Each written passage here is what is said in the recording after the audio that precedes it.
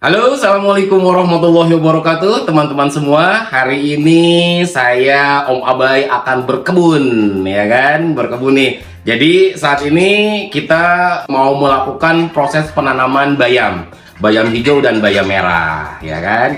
Nah, selain bayam juga di sana sudah ada kangkung nih. Kangkung ini kita sudah punya kangkung tanam polybag sekitar ada 140. Ada 140 polybag yang sudah tanam hampir 9 kali panen. Yuk, kita langsung aja cabut.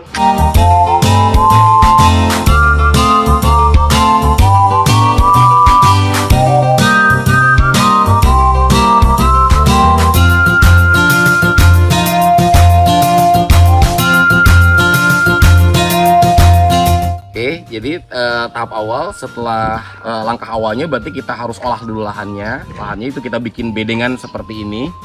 Bikin bedengan yang pertama pasti bedengan kasar dulu.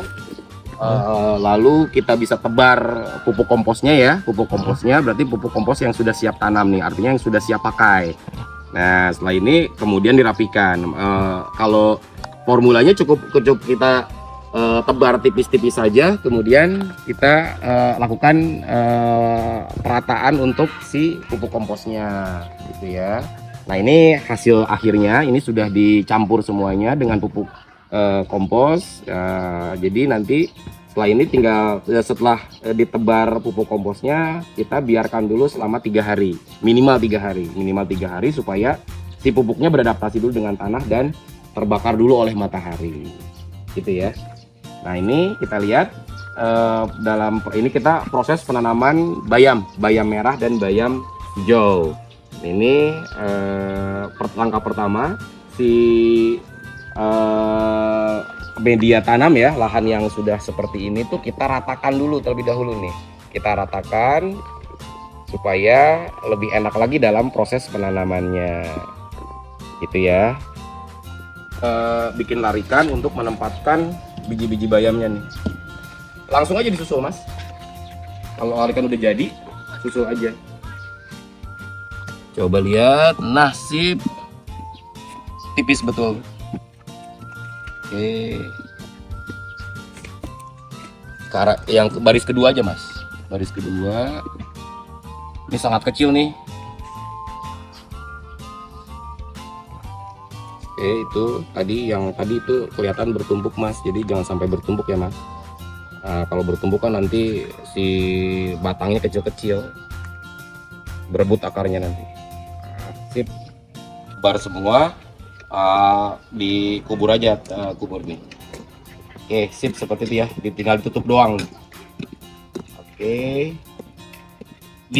pelan-pelan aja mas, pelan-pelan. Sip. Itu ada ininya nggak, Wat? Ada kelornya nggak? Kasih kelor. Si 5 liter itu cukup dengan pakai sekitar 4 lah ya, 4 aja karena ini akan disiram. Kalau kita semprot berarti cukup dengan 1. Nah, ini sekitar 5, berarti 5 tutup botol ya, 5 tutup botol. Nah, fungsinya sebenarnya untuk merangsang pertumbuhan. Jadi perkecambahan itu kan lebih cepat kalau menggunakan ekstraksi kelor nih. Tapi ini bukan fermentasi kelor, baru ekstraksi saja.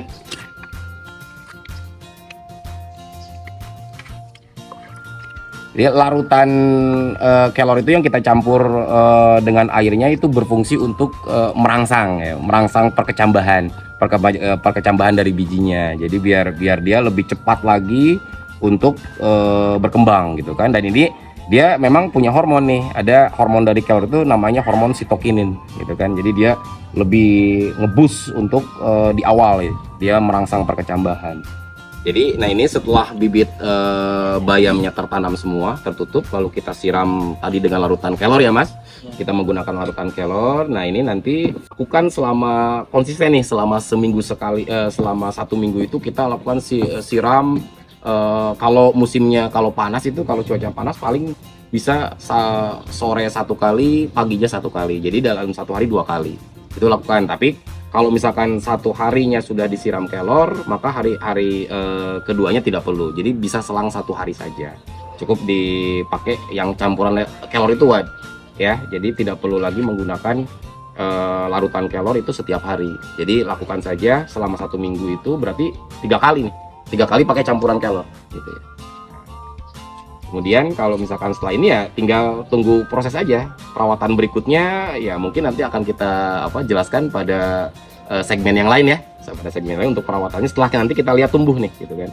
Nah ini setelah tanam dari sekarang itu sekitar 3 minggu itu sudah bisa panen. Oke, rekan-rekan, untuk video kali ini kita cukupkan sekian. Mudah-mudahan semua yang kita sampaikan dapat bermanfaat. Nanti akan kita lanjutkan pada video-video berikutnya.